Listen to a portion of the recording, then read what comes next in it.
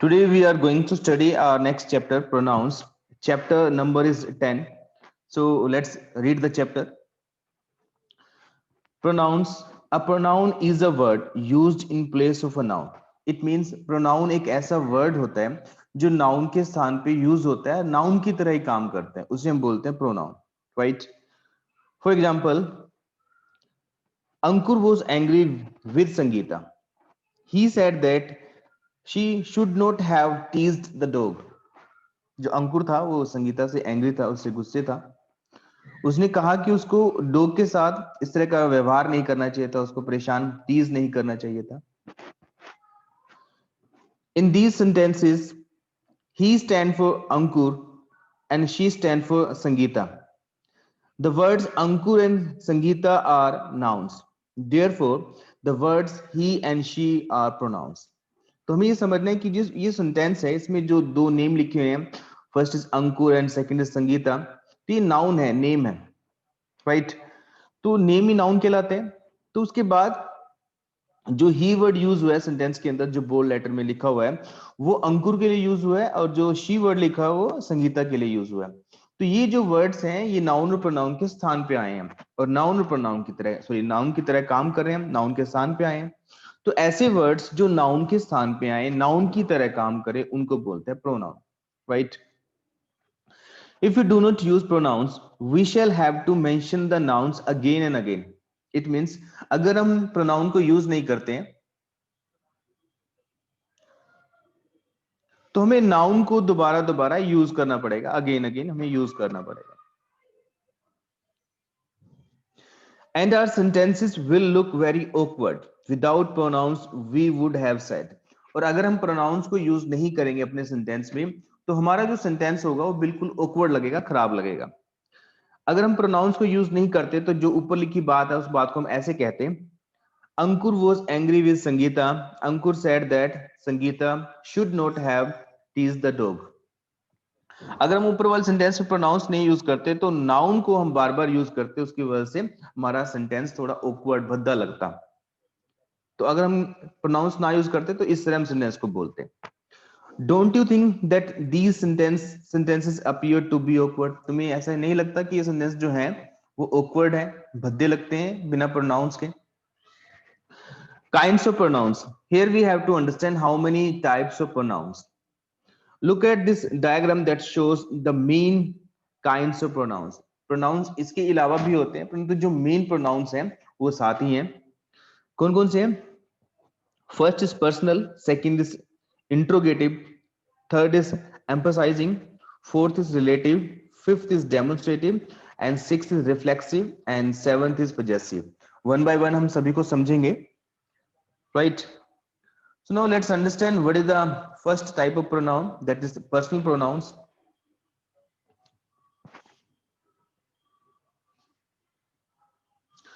A pronoun that stand for a person or thing is called a personal pronoun. यानी कि ऐसा pronoun जो किसी व्यक्ति के लिए, पर्सन के लिए, किसी वस्तु के लिए यूज किया जाता है, उसको हम पर्सनल प्रोनाउन कहते हैं. इसके आगे पार्ट्स होते हैं, first person, second person, third person. There are three persons: first person, second person, and third person. First person, the person's speaking; second person, the person's spoken to; third person, the person's spoken about. यानी कि ये जो pronoun है हमारा personal pronoun, इसको तीन category में divide किया गया है: first person, second person and third person. First person कौन होता है? बात करने वाला. सेकंड पर्सन कौन होता है? जिससे बात कर रहे हैं. थर्ड पर्सन कौन होता है? जिसके बारे में बात करने हैं, या फिर ऐसे समझ सकते हो, फर्स्ट और सेकंड को छोड़ के बाकी सब थर्ड पर्सन. राइट? देखो मैं आपसे बात कर रहा हूं तो मैं फर्स्ट पर्सन हूं, यानी कि आई क्या है? फर्स्ट पर्सन है. ठीक है? मेरे साथ कोई और मैम या सर है तो हम आपसे बात कर रहे हैं, हम यानी कि वी भी हमारा फर्स्ट पर्सन है, परंतु वो क्या है? प्लूरल है. तो मैं आपसे बात कर रहा हूं, यू क्या होता है? Second person. Second person singular भी होता है, प्लूरल भी होता है, क्योंकि सेकंड यानी कि तुम एक भी हो सकते हो, एक से ज्यादा भी हो सकते हो. आई, वी और यू को छोड़ के उसके अलावा कोई भी प्रोनाउन होता है वो थर्ड पर्सन होता है. राइट? यानी कि फर्स्ट पर्सन, सेकंड पर्सन को छोड़ के बाकी सभी प्रोनाउंस क्या होते हैं? थर्ड पर्सन होते हैं. Clear? If I speak to you about Vijay, I am the first person and you are the second person and Vijay is the third person. तो हमें ये समझना है कि अगर मैं आपसे बात करता हूं विजय के बारे में, तो मैं क्या हूं, फर्स्ट पर्सन हूं, तुम क्या हो, सेकंड पर्सन हो, और विजय क्या है, थर्ड पर्सन। यानी कि बात करने वाला फर्स्ट पर्सन, जिससे बात करते हैं वो सेकंड पर्सन, और जिसके बारे में बात करते हैं वो थर्ड पर्सन। ये इस बात को ऐसे भी समझ सकते हैं कि फर्स्ट पर्सन सेकंड पर्सन को छोड़ के बाकी सब third person. The various forms of personal pronouns are given on the next page. कुछ फॉर्म्स हैं प्रोनाउंस की, वो नेक्स्ट पेज पे दी हुई है। Please open the next page, page number 39। Singular and plural, first person, second person, third person. देखो अब ये जो प्रोनाउंस हैं, हमें पता है कि तीन कैटेगरी में डिवाइड है। जो हमारा पर्सनल प्रोनाउन है, फर्स्ट, सेकंड एंड थर्ड। अब वो सिंगुलर और प्लूरल यानी कि नंबर के हिसाब से दो कैटेगरी में डिवाइड है। यानी कि फर्स्ट पर्सन, आई, मी और माइन, हमारा फर्स्ट पर्सन सिंगुलर है। वी, अस और आर्स, ये हमारे फर्स्ट पर्सन प्लूरल है। Use for both masculine and feminine gender. देखो आगे जाके ये जेंडर की कैटेगरी में भी डिवाइड हो जाते हैं। जेंडर मतलब यानी masculine related to male, related to female, related to both, तो इनको बोलते हैं हम जेंडर। तो मास्कुलिन मतलब ऐसा कोई पर्सन जो मेल कैटेगरी से हो, और फेमिनिन मतलब ऐसी कोई पर्सन जो फीमेल कैटेगरी से रिलेट करती हो। और न्यूट्रल क्या होता है, ना तो वो मास्कुलिन होता है ना वो कहते हैं फेमिनिन होता है। और इसमें एक और कैटेगरी होती है जेंडर में, that is called common. Common मतलब होता है दोनों ही होते हैं, वो मास्कुलिन भी हो सकता है, फेमिनिन भी हो सकता है। जैसे मैं बोलता हूँ कि स्टूडेंट, तो स्टूडेंट क्या है, वो हो सकता है लड़का हो सकता है लड़की भी हो। मैं बोलता हूँ टीचर, तो हो सकता है वो लड़का हो सकता है वो लड़की भी हो। मैं बोलता हूँ पायलट, हो सकता है वो लड़का हो सकता है वो लड़की भी हो। तो ऐसे जेंडर जो मेल भी हो सकते हैं, फीमेल भी हो सकते हैं, उनको बोलते हैं कॉमन जेंडर, राइट। तो ये फर्स्ट पर्सन सेकंड पर्सन आगे जाके सिंगुलर और प्लूरल की कैटेगरी में डिवाइड हो जाते हैं, राइट। ये अपने पूरी टेबल को पढ़ना है, इसको अंडरस्टैंड करना है। Next, the noun which a pronoun stand for is called its antecedent। देखो ऐसा प्रोनाउन वो जिस वर्ड के लिए यूज किया जाता है, ऐसा प्रोनाउन वो जिस वर्ड के लिए यूज किया जाता है, जिस नाउन के लिए यूज किया जाता है, वो उसका एंटीसीडेंट कहलाता है। एंटीसीडेंट का मतलब है कि उसका पूर्वक, यानी कि पहले आने वाला वर्ड। जैसे a pronoun must agree with its antecedent in its number and gender. और जो हम प्रोनाउन यूज करेंगे, जिस वर्ड के लिए यूज करेंगे, वो उसके नंबर और जेंडर से अग्री करना चाहिए, यानी कि नंबर जेंडर सेम होना चाहिए। You should talk to Renu, she needs you help. अब ये शी वर्ड है, अब ये रेनू वर्ड है, तो ये रेनू वर्ड है, शी वर्ड का एंटीसीडेंट है। अब हमें शी जो प्रोनाउन यूज करना है वो एंटीसीडेंट के अकॉर्डिंग यूज करना है, यानी कि जो एंटीसीडेंट है इसका, यानी रेनू है, रेनू एक फेमिनिन जेंडर है, एक फीमेल है, एक गर्ल है, तो उसके अकॉर्डिंग हमने शी यूज करना है, ना कि इट और ही। तो यहाँ पे यही समझाया गया है कि जो प्रोनाउंस होते हैं वो उसके एंटीसीडेंट के अकॉर्डिंग हमने लिखने हैं, नंबर और जेंडर उसका सेम रहना चाहिए। तो शी का एंटीसीडेंट है रेनू, रेनू के अकॉर्डिंग हमने यहाँ पे शी लिखा है, यहाँ पे ही और इट लिखना गलत हो जाएगा क्योंकि वो उससे अग्री नहीं करेगा उससे, right. Both Renu and she singular number, feminine gender. तो हमें gender note I, you, he, she, it and they act as subject of verb. Me, you, him, her, it and them act as the object of a verb. I believe him। देखो यहाँ पे हमें ये समझना है कि कुछ pronounce ऐसे होते हैं जो सब्जेक्ट की तरह काम करते हैं, कुछ प्रोनाउंस ऐसे होते हैं जो ऑब्जेक्ट की तरह काम करते हैं। मैंने सब्जेक्ट ऑब्जेक्ट बता रखा है, काम को करने वाला यानी कि जिसके बारे में मेनली हम बात करते हैं वो सब्जेक्ट होता है, और जो एक्शन को रिसीव करता है वो ऑब्जेक्ट होता है। इस बात को और सिंपल तरीके से ये ऐसे समझ सकते हो कि वर्ब से पहले आने वाला word,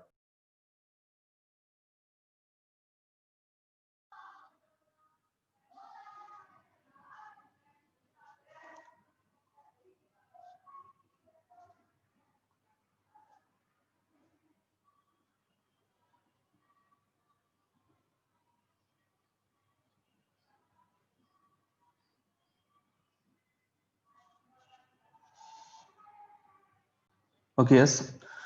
So I was telling you that if any pronoun comes before the verb, that is subject, and if any pronoun comes after the verb, that is object।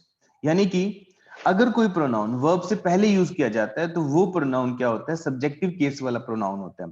अगर कोई प्रोनाउन वर्ब के बाद use किया जाता है तो वो basically उसका ऑब्जेक्ट होता है, तो वो ऑब्जेक्टिव केस का प्रोनाउन होता है। तो ऊपर ये बताया गया नोट में, I, you, he, she, it and they ये सब्जेक्ट की तरह यूज किए जाते हैं।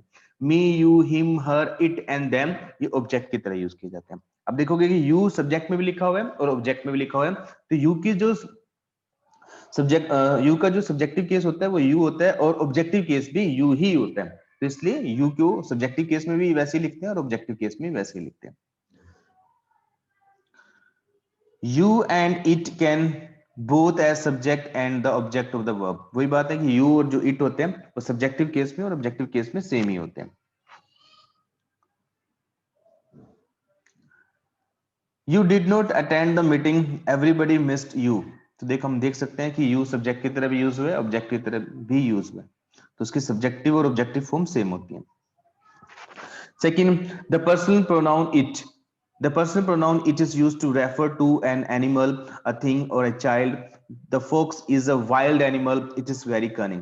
तो हमें ये समझना है जो it है, it pronoun है, पर्सनल प्रोनाउन है, वो बेसिकली एनिमल्स के लिए या फिर थिंग्स वस्तुओं के लिए यूज किया जाता है, या फिर चाइल्ड के लिए, क्योंकि चाइल्ड का जेंडर क्लियर नहीं होता। तो इट को हम यूज करते हैं एनिमल्स के लिए, थिंग्स के लिए और चाइल्ड के लिए। Next, it is often used an empty or meaningless subject with expression that refer to time, weather, temperature or distance. ये बात मैंने आपको पहले ही बताई थी कि इट को एक एम्प्टी सब्जेक्ट की तरह भी यूज किया जाता है जहां पे इट का कोई मीनिंग नहीं होता। जैसे मैंने बताया था आपको स्पोकन क्लासेस में कि टाइम बताने के लिए, वेदर बताने के लिए, सीजन बताने के लिए, मंथ बताने के लिए, ईयर बताने के लिए, डे बताने के लिए, तो उन सेंस के लिए हम इट को यूज करते हैं जहां पे इट का कोई मीनिंग नहीं होता है। जैसे मैं कहूं कि आज सोमवार है, इट इज मंडे टुडे, 10 बज गए हैं, इट इज 10 o'clock, 10 बज के 30 मिनट हो गए हैं, it is half past 10 o'clock। तो कुछ सेंस ऐसी होती है, कुछ एक्सप्रेशंस ऐसे होते हैं जहां पे हम इट को यूज करते हैं, वहां पे इट का कोई लिटरल मीनिंग नहीं होता, उसका कोई शाब्दिक अर्थ नहीं होता, right. Next, it used for animal, a thing or a child used as an empty subject. Exercise. So dear students, now I have filled the exercise for you and I will make you understand why we have filled this particular word in this. So please take your pencil and start filling up with me. Fill in the blanks with suitable personal pronouns. Ananya and Dash would like to visit a library. So here, suitable word is I. Ananya and I would like to visit a library. Would Dash take us there? तो शौर्य जो होता है वो अपनी mother को बोलता है कि अनन्या और मैं लाइब्रेरी जाना चाहते हैं, कि आप हमें लाइब्रेरी ले जाओगे। Please come on the next page, page number that is 40। Mother mother कहती है yes we can go to public library tomorrow, it is close today. तो मम्मा कहती है कि हम पब्लिक लाइब्रेरी चलेंगे, आज ही बंद है। शौर्य कहता है कि I want to issue new books and read them over the summer vacation. वो कहता है कि मैं न्यू बुक इशू करवाना चाहता हूं, उनको पढ़ना चाहता हूं समर वेकेशन। मदर कहती है great idea, I have a few books too, मेरे पास भी कुछ बुक्स हैं।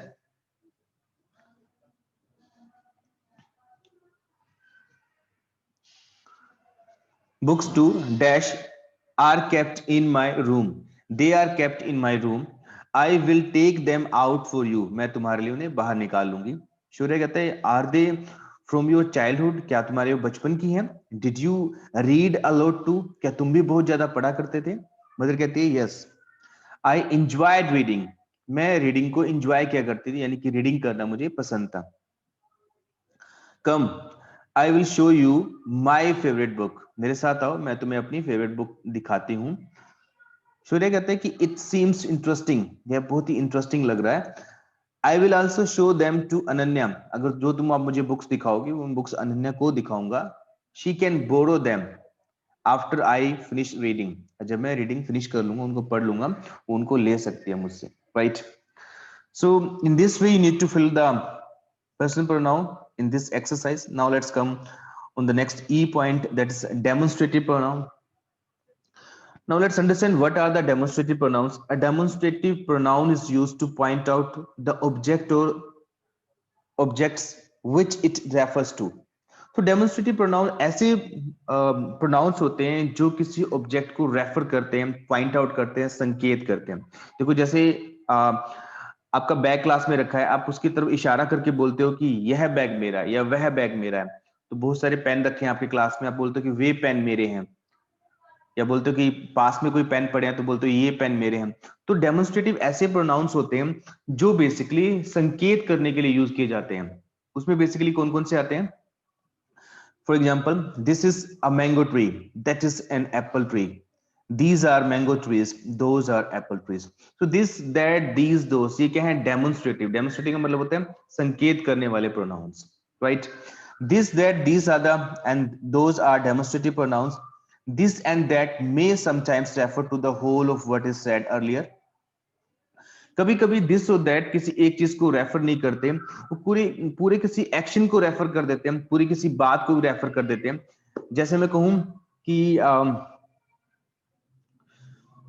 मैं कहता हूं कि ऑनलाइन क्लास अटेंड करना बहुत इजी है, इस चीज को मैं बहुत लाइक करता हूं। जिसमें मैं कहता हूं कि I like the online class, sorry I say that it is very easy to attend the online class, that is very easy for me. तो वो जो दैट है वो पूरी बात को रेफर कर रहे हैं। तो यहाँ पे ये समझाया गया है कि दिस और दैट को कभी कभी हम पूरी बात को रेफर करने के लिए यूज कर देते हैं। जैसे एक एग्जाम्पल दिया गया, जैसे miss Jain scold Kanika in the presence of her friends.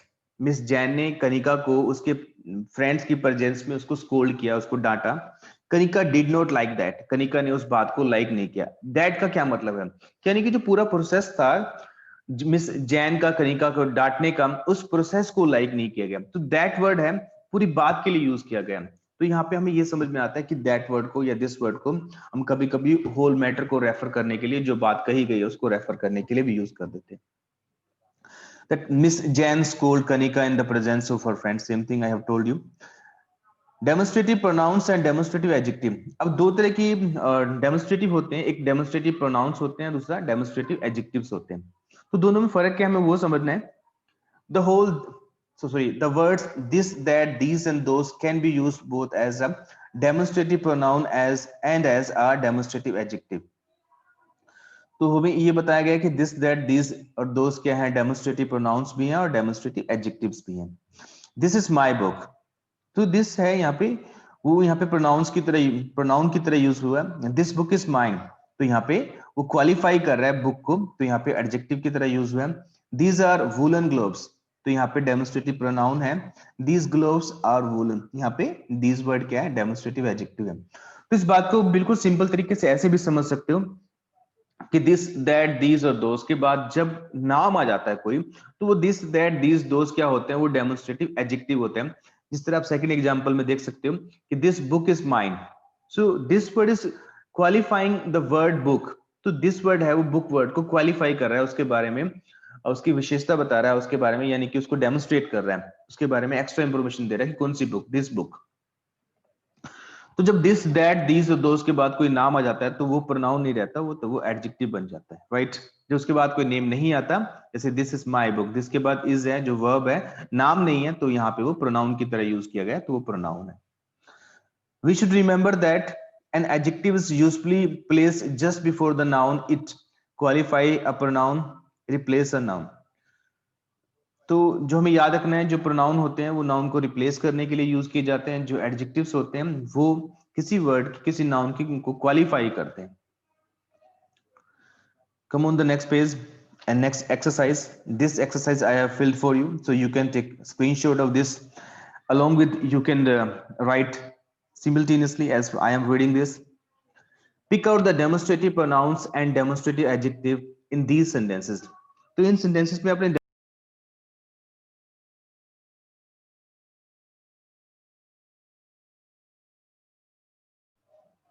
so in this exercise I think you may have understood, when there is any noun after this that these or those, that is adjective, and there is a no noun, it means that is pronoun, right? Come on the G point, interrogative pronouns। An interrogative pronouns is used to ask a question। यानी कि ऐसे pronounce जो question पूछने के लिए use किए जाते हैं उनको बोलते हैं interrogative pronouns. What is your name, who is absent today, which is your house. So what, who, which, ये क्या है, हमारे इंट्रोगेटिव प्रोनाउंस है। Next point, interrogative pronouns are interrogative adjectives. अब ये प्रोनाउंस क्या होते हैं, एडजेक्टिव्स भी होते हैं। Words like what and which can be used both as an interrogative pronouns and as an interrogative adjectives. Look at these examples. तो ये जो वर्ड्स होते हैं ये हमारे प्रोनाउन भी होते हैं, एडजेक्टिव्स भी होते हैं। जिस तरह डेमोस्ट्रेटिव प्रोनाउंस भी थे, एडजेक्टिव भी थे, तो यहाँ पे भी अगर इनके बाद कोई नेम आ जाता है तो वो एडजेक्टिव बन जाते हैं, नेम नहीं होता तो वो प्रोनाउन होते हैं। जैसे what is your plan, that is what is interrogative pronoun here. What plan did you follow, so what is here interrogative adjectives. Which is the mail train, so interrogative pronoun, which train is late.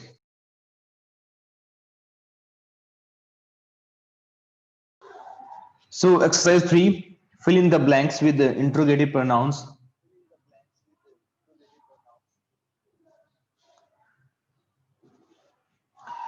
Clues are given below. Some of these may have to be used twice. So ये कुछ interrogative pronouns दिए गए हैं, like who, whose, what, which. So you need to fill them.